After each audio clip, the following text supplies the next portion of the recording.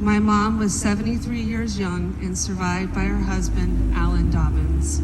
Her two twin children, Michael Dobbins and Michelle Turney, her grandchildren, Savannah, Tyler, and Michaela.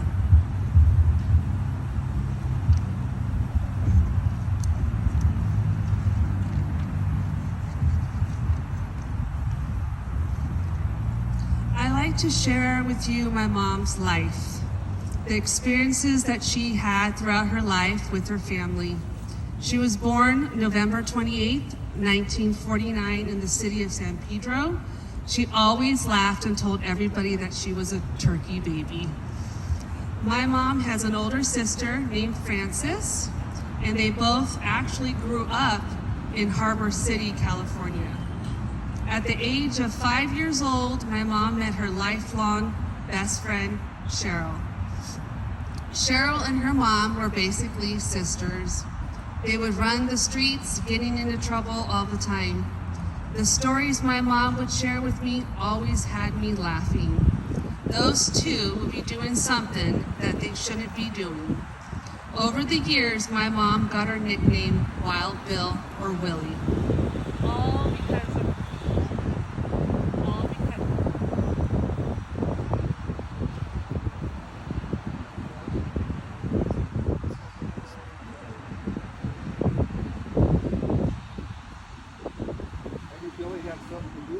Maybe she did. She censored you. Mom. I think it's the speaker. Check the speaker. It's the microphone. Is it a battery? She's getting it.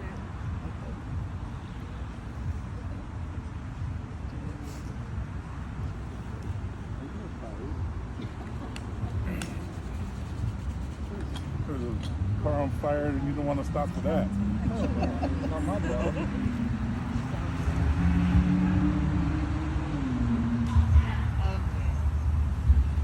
To be continued.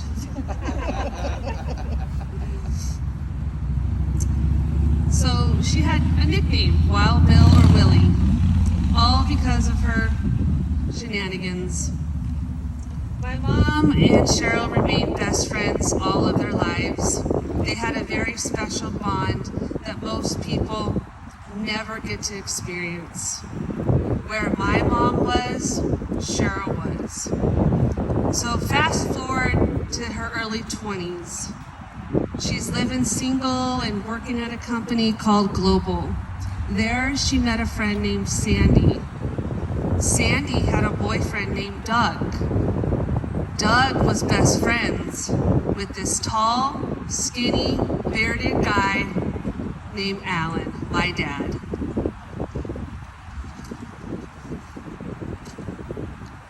Sandy and Doug thought that Jean and Alan would be the perfect match as a couple. So one faithful day, my dad rode his 1950s, 60s motorcycle over to my mom's apartment. She was walking down those stairs and my dad says to her, "Hi, are you Jean?" She replied, "Yes. Are you Alan?" He said yes and asked her if she'd like to go on a ride on his bike. My mom said yeah, but wasn't able to go at the time. He called the next day, but unfortunately she still wasn't able to go. I guess my mom was playing hard to get. Finally, a third attempt for a date was made and they rode down Palo Verde coastline. So during their first date, my dad, being the romantic type that he is, stopped off at Taco Bell to eat.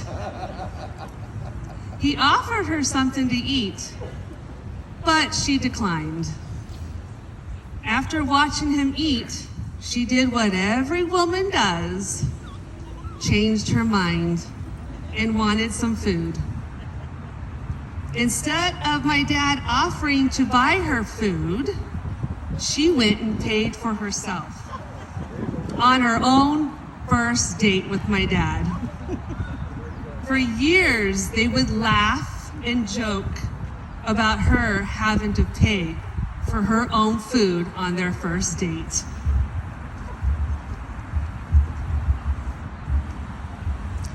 Another cute little story my parents would laugh about over the years was that somewhat marriage proposal my dad never really did. So they've been dating for about 3 months at this point. They were out shopping when my dad asked her why she never talked about marriage. She kind of just shrugged it off and said, I don't know. Well, they left and headed back to his mom's house, where my mom proceeds to tell his mom that Alan had proposed to her. He thought, I didn't really, but okay. Then they drove to her parents' house and told them that they were getting married. They dated for 6 months, and on July 10th, 1977, they were married.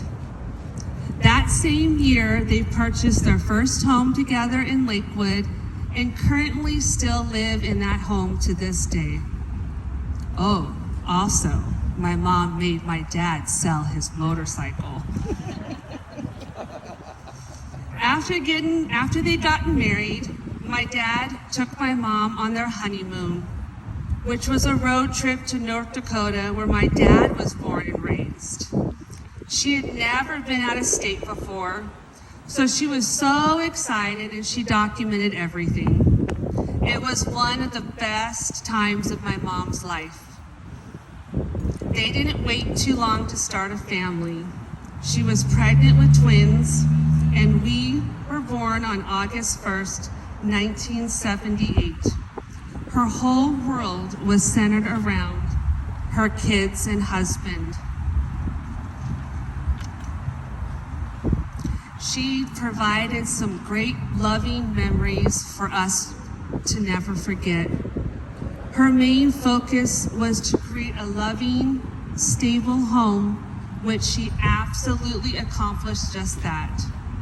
She was one of those fun moms that just love having all of our high school friends over all the time, whether we were swimming in the pool or just playing board games.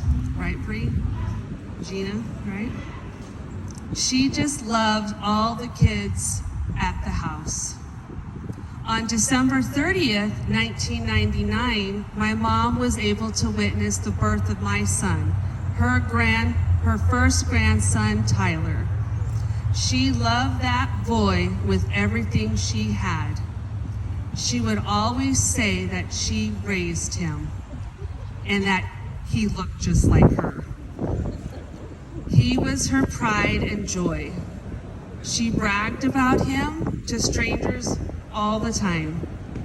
She had the ability to talk to anyone and within 15 minutes learned about their whole life story.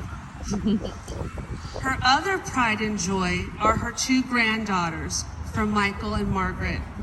Savannah is 10 years old, loves school and video games, and she loves to bug her papa.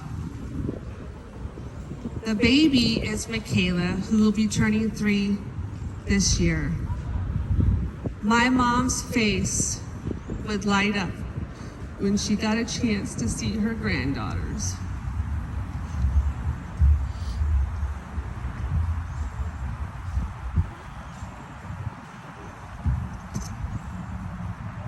My mom and dad would have date nights always on a Thursday.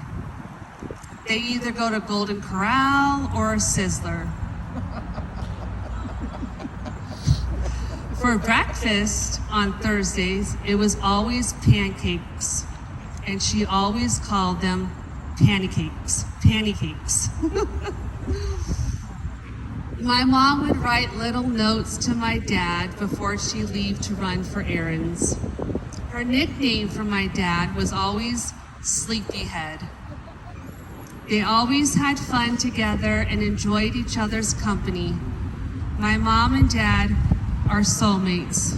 They complemented each other so well. If anyone knew my mom, they knew that she loved tea parties. and birthday parties. One thing that I will continue to do at every birthday that my mom and Cheryl would do is sing Sheriff John, put another candle on your birthday cake. Those two would sing that together and just light up the room.